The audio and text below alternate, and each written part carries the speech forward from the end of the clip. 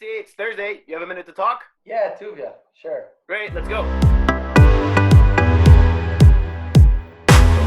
This week we find the famous story of the Meraglim. Growing up, we called them Meraglim, but nowadays the right term would have probably been trolls, or maybe more relevant, the online trolls. And the way Am Yisrael are blindly following their lead would be called an online mob. The way they believe every single word that the Meraglim are saying. The Gemara in Sota that discusses the Meraglim actually teaches us a lot of relevant lessons for today's online trolling and online mobs, starting from the way the Meraglim were able to convince Am Yisrael by adding in a little bit of truth in the beginning and then continuing on with their lies, the same way online trolls like to take the truth and twist it around and take it towards their direction and their intentions, until the way Kalev managed to quiet them down by acting like a troll in the beginning, Vayas Kalev el Moshe, right, where he seemed to be saying something against Moshe and everybody, oh, let's hear what he has to say. And then that's not the only thing Ben Amram did. He also got out of Egypt and crossed us through the sea, and many other examples that, again, today when you look at the trolling and the online mobness, seems so relevant to what went on over there in the second year of Am Yisrael in the desert. Actually, there's one word when you read it, it's unbelievable, and it's a classic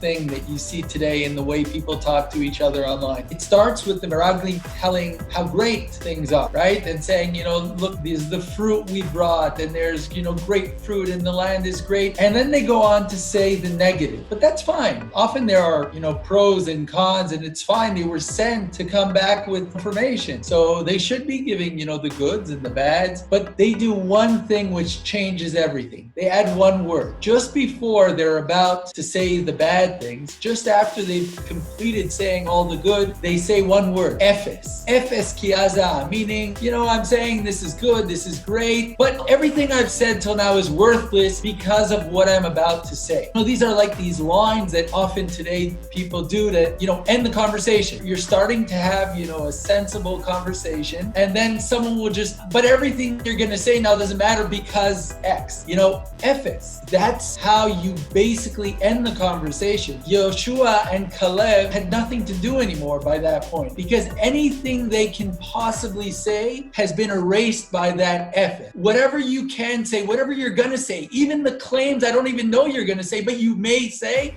I've erased those already. They're irrelevant because you're this and because of, what I'm about to say. It basically ended the conversation. This is a classic thing that happens. What you're saying, I believe, is exactly what the Ramban was saying with that word ifis. Like, once you say that word, that's it. No more discussion. You blocked yourself in my eyes. I blocked you out of my eyesight. That's it. You can't comment on my thread anymore. That's it. You're out of my life. And again, when you look at that argument between the Meraglim, Kalev and Yeshua, piling up onto Moshe and Aaron, and then the argument going from the land all the way to suddenly against HaKadosh Baruch Hu, like the Gemara in Sota says, they started throwing rocks up to the sky. It's so relevant for today. And all these online arguments with trolls and comments and people blocking each other, where couch experts become experts about a certain topic without really having enough basic knowledge, a sourced idea around that topic, which leads them to these kind of arguments where people block each other and where one word can push you all the way to the other side of someone you don't even want to have a relationship with. Being this couch expert and not having enough experience about a certain topic, maybe this is the reason the Meraglim were able to convince Am Yisrael and to persuade them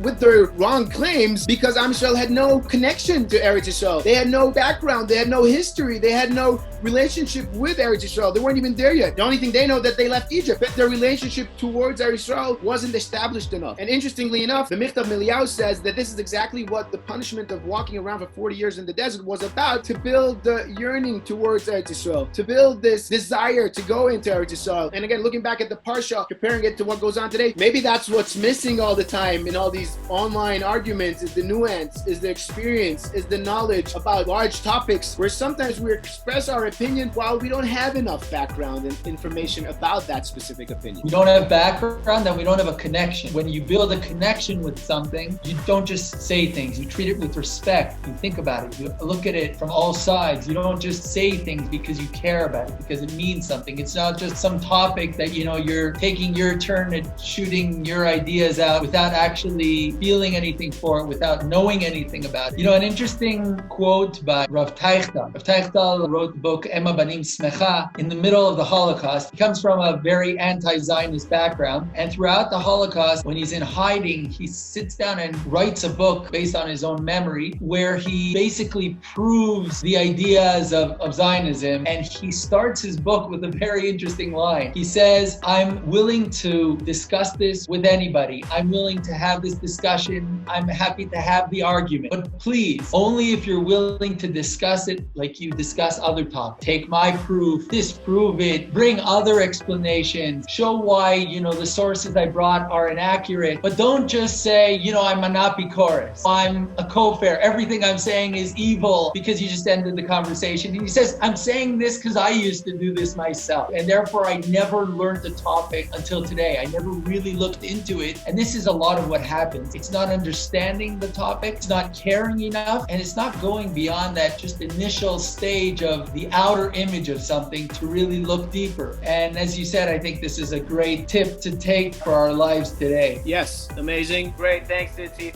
Thank you, Tuvia. Go ahead. Great, we'll talk next week.